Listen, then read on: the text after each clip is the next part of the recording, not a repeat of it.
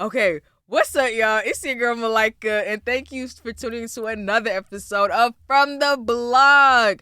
Okay, so this is another solo episode, and before I start, let me just say this. So, the whole purpose of the show is, to focus on community, conversation, and culture. So, sometimes I'm gonna have solo episodes where I just voice my, opinion on, what I think is happening in the culture. I like to consider myself, can I say like an upcoming culture scholar? Because I'm getting a degree, so I feel like I low key am. Okay, yeah, that's what I am. So, I was in the car the other day, right? Listening to V103, and a particular song came on. Do I name the song? I don't want to okay, so I was, this is no disrespect, because I like Rod Wave, but I was listening to Tombstone, the other day. And of course I've heard the song before, but for some reason I really listened to the lyrics. And I was like, wow, this is, really, really big. And mind you, Tombstone, it's a big song. Wait, I did not mean to say that. Pause. Let's run it back. I was listening to the song, right? Really listening to the lyrics. And it just had me thinking wow, this shit is really, sad. But mind you, this is a really big song. It was currently is number 7. No, not currently, but when it was charting, it was number 7 on the Billboard Hot 100. That's, that's a pretty big deal. And it just had me thinking growing up and still now, hip hop has always been a major just part of my life. So I could always count on the genre to uplift my mood. If it wasn't hip hop, then it would be gospel music to uplift my mood. So I feel when I was younger, I still am young, but I'm talking about middle school, high school young. I feel your mind is really impressionable, and it's that's understandable because your brain's not even fully developed. So basically, the stuff that you see, you gonna absorb it. But when I was young, right, and I would turn on 106 in Park or BT Jams, turn on the radio, I could hear tracks Started from the Bottom, Moment for Life, Work Hard, Play Hard. These were really big songs, and I just feel in hip hop, yeah, we have similar songs like that. Of course, Nicki Minaj, Drake, they're still around. But I feel the mainstream songs that are being pushed, it's sad songs. Stuff that you hear on TikTok and on the radio or Insta. I just feel it's sad music. So I do want to give y'all this. So I went on Georgetown EDU and I looked up this statistic. So these are facts. You can look it up too. But between the years of 2017 to 2019, there was a 27% increase in mental health problems within the youth. And it just kind of had me thinking, what is causing it? I'm not saying mental health, it's always existed, mental health has always existed within, young people. But 27%, that's kind of a big increase. And I don't know, it just kind of left me thinking, is it what we're consuming? Is it the mainstream? He's shaking his head. No, but why though? No, I was just gonna say that this 27% increase seems more so of people reporting mental illness, not the fact that it wasn't there to begin with. They're just seeking help for it. So it's not people didn't have these mental health issues. It's just now they feel like they're getting help for it. Yeah, no, I don't disagree with you, but would you also say that the stuff that is not even the stuff that's pushed in our face, well, I guess low-key the stuff that's pushed in our face, the sad shit, do you think that could contribute to this increase in? Because me personally, I think so, and I'm gonna tell you why. So growing up, right, I had my own, little hardships in middle school and high school. That's every kid. Every kid has that. But, right, at least I could turn on Go Harder by Future, or I could turn on, Love Yours by J. Cole. I could turn on How to Love by Lil Wayne. Those aren't necessarily dance songs. Well, Go Harder is by Future. It is kind of a dance song. But they're not necessarily, they're like more like serious slash motivational tracks, but like the end, like the overall message, it offered like reassurance. And I just feel like a lot of the songs now that are pushed, it don't really just, it doesn't, like, it talks about like real mental health stuff that people go through, but I just don't feel like the overall message offers like reassurance that, look, you're going through some shit, but it's gonna be okay. Now, right? We had songs back in the day, Slippin' by DMX, I'm slipping, I'm falling, I can't get up. Huge song. Hey, Keep Your Head Up by Tupac. Huge song. What's that song by that artist? Well, no, it's a group. You gotta get up, get out, and do something. Oh, Goody Mob. Yeah, there you go. We have songs like that by Goody Mob. You gotta get up, get out, and do something. You'll never know if you don't give it a try. Shit like that. And I just feel like songs like that aren't being like pushed to like mainstream, hip hop, especially, biggest consumers of hip hop. Well, I think isn't like hip hop like I think the number one like music genre. If it's not number one, definitely top up there. And I feel like the biggest consumers are the youth because they're like the most impressionable. So that also like, led me to like this other viewpoint, which I don't think is off topic, but like it kind of had me thinking.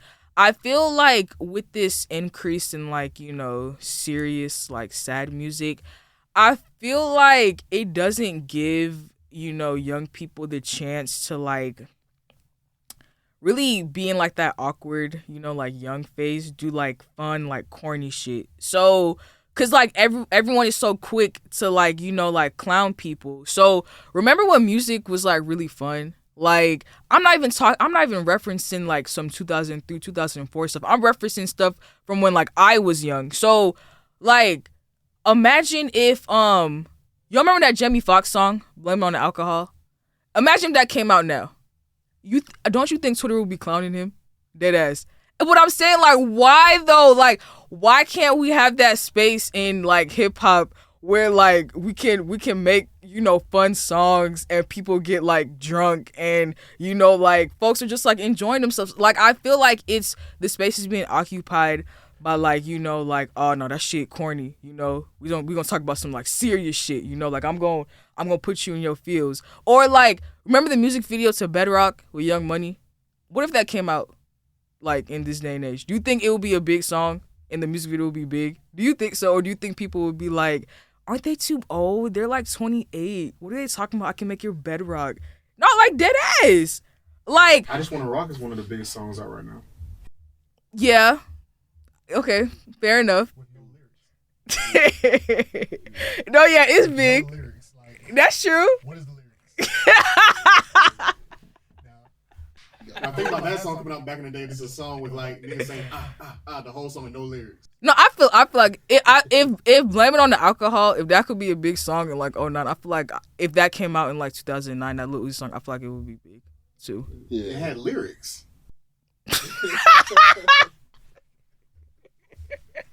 Okay, no, fair enough. Yeah, fair enough. I can't disagree with that. But think about all the other like uplifting, like, positive songs. Not even positive, but just like shit that just makes you want to dance. Like it don't make you like overthink. It just makes you just want to have a good old time. I feel like those type of songs, they don't like chart as much. And I'm gonna bring you with just a few data, just a few. So y'all remember that Chris Brown song and Gunna song Heat?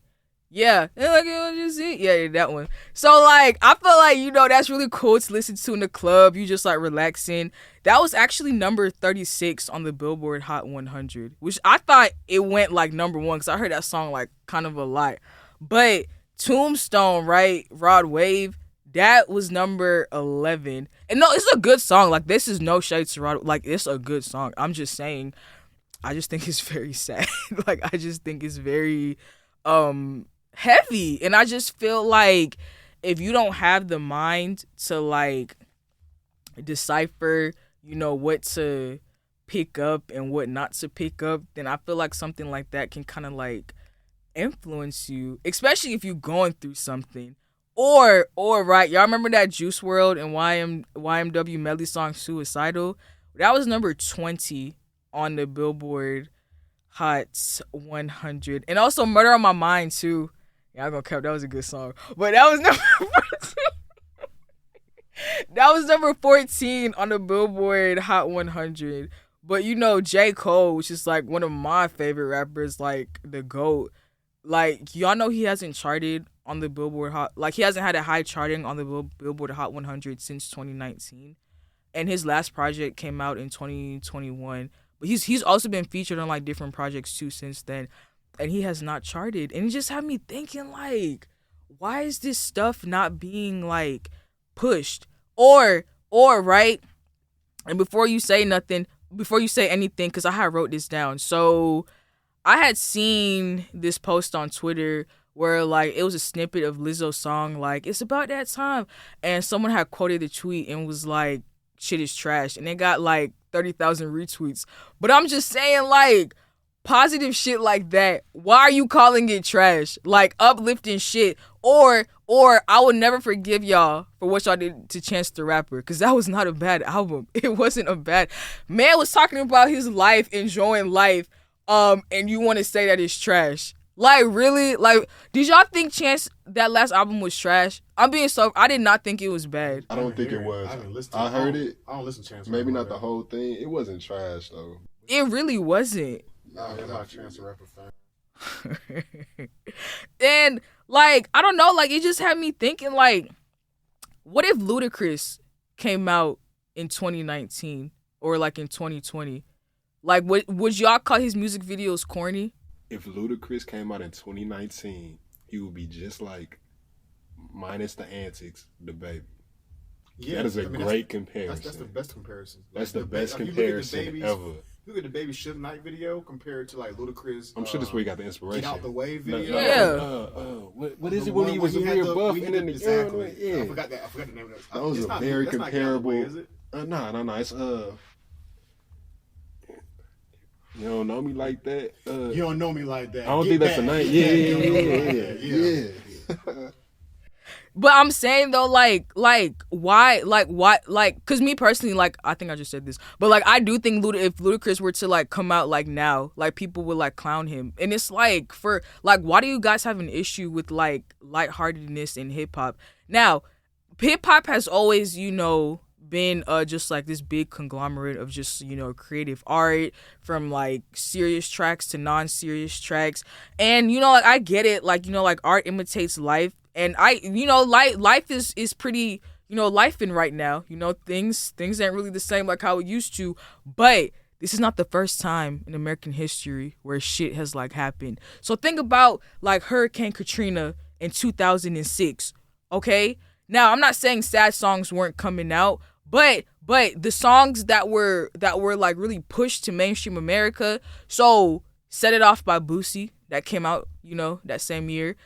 Is Going Down by Young Jock, right? That came out, big hit. It was embraced by the masses.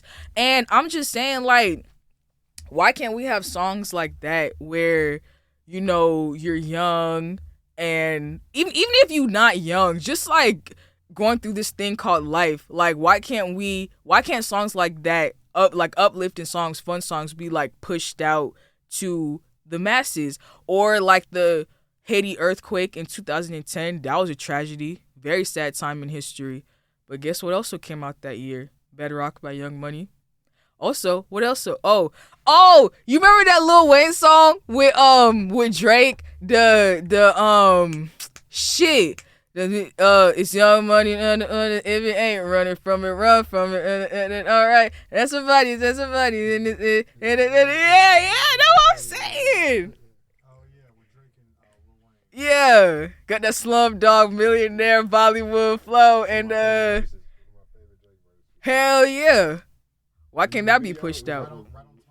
Right above it. There we go. I'm saying, like, I feel like music like that, you know, that's what hip hop music like that's what brings the culture together. That's what brings, you know, the people to, like, that's what gives us reassurance. That's what gives us hope. And right. There are songs like, oh, I wrote this down, you know, Still Ain't Forgave Myself, T.I. That's a very heavy song. And at the end of it, what does he say? Well, I'm paraphrasing, but basically, It's like basically so like still ain't forgave myself, right? It's like his confession, like him feeling bad for like drug dealing and doing what he had to do in the trap. But at the end, he's like, okay, we making money now. You know, I did what I did, but I'm gonna progress and move forward. I like stuff like that. What about "Song Cry" by Jay-Z? You know, that's like a somewhat heartbreak song, and he's expressing his emotion, but at the same time too, he's like letting it know, like, yeah, this sucks, but it is what it is. But I'm gonna be straight at the end of the day. You get what I'm saying? Like, I just feel like songs that like these type of sad songs that are being pushed, right, or these type of like personal songs that are being pushed, it doesn't offer like reassurance. It just pretty much offers like yep, this sucks. I don't know if it's gonna get better, but I'm still here. Like, you get what I'm saying? I feel like the reason it is because, like Jay-Z, for instance, when he made "Song Cry," see, all these artists that make these songs, it really like it shows their ability to. That's how they write the song. So they'll start the first verse with their struggles, everything they went through, and then by the time they get to that third verse, now they telling you like how they overcame, and then they telling you how it's gonna be okay. These artists like Rod Wave and everybody else you mentioned, they are in the midst of their struggles. So they ain't made it out yet. That's all they still only know struggle. They still going through it. They haven't like made it to that other side to be able to talk about like how it's gonna be okay, because they still struggling. So that's they just speaking on what they know. They haven't got to the other side yet. When "Song Cry" came out, Jay-Z, he had made it already. Okay, it's an interesting perspective. It's a more desensitized era. Ooh, facts. It's more desensitized. Everybody talks about that. How like desensitized the up and coming generation and generation, like, because this is so everybody. You gotta think about it. In order to see a dead body in real life, you had to see it on the news. I can go on my app and go to a ATL Scoop and see somebody laid out on the floor from just being killed. I can go to Atlanta Uncensored and see a dead body laying on the ground. Everybody saw Takeoff, dead body laying on the ground. Everybody saw King Rock, dead body laying on the ground after being killed. Like, you couldn't see those things unless the news covered it. If the news didn't cover and show on TV, how are you going to see it? So we're more desensitized now of like death and seeing things and people laid out, people getting shot. It doesn't mean nothing to us because we see it every day on our phones. So is there like a connection between like being desensitized, or coming up in a desensitized era, like with these new artists coming up in a desensitized era, and they're basically just like imitating what they're. Well, that's not the right word. Not imitating, but they're speaking on things that they grew up seeing in this like social media era. Yeah, 100%. That's what it is. Oh, 100%. Yeah. People are not what you call depressed. Is people just kind of like, that's life. No one's really like. That's life. You know what I'm saying? It is what it is. I say that every day. Right? It is what it is. Damn, I didn't even think about it like that. 2 points for me. Got him down for 2 points. Yeah, no, that's really crazy. I didn't think about it like that. I mean, yeah, but okay, but what about okay, so what about someone like Lil Wayne, right? In that era, or like who else? Someone like Lil Wayne, or someone like I don't know, 2 Chainz, that grew up in those type of urban environments where seeing that type of stuff was like common. And yeah, they made certain type of music, but it wasn't like depressive music where it was like, it is what it is. But okay, but what about like for the young folks that are like, they can pick up on things like other people's emotions and they can like absorb that. You get what I'm. So when I was younger, right? So I thought that Eminem track "Stan," that's a pretty sad song. But at the end though, right? He let Stan know like, yo, you don't gotta like do this. But at the end it's too late because he already, like does it. But at least he offers a little bit of reassurance in the song. That's what I'm saying. Or I think I think hip hop and R&B pretty much go hand in hand, right? So imagine if I was like 13 years old, in the 90s listening to Mary J. Blige, My Life. It's not a dance song, but it offers amazing reassurance. That's a good example. Amazing example.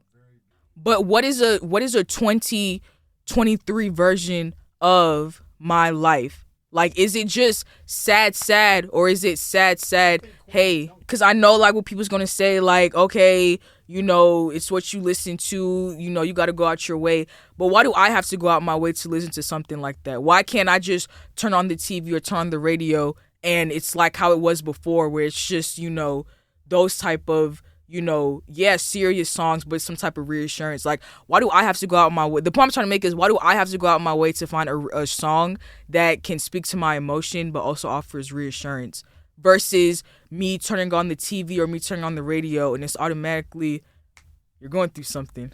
Love is hard. Shit is depressing. I don't know what to tell you.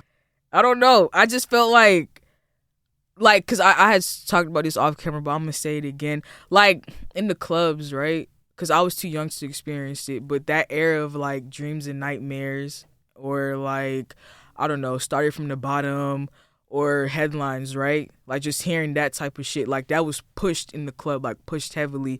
And I just feel like tracks like that aren't pushed as much, you know, in the club.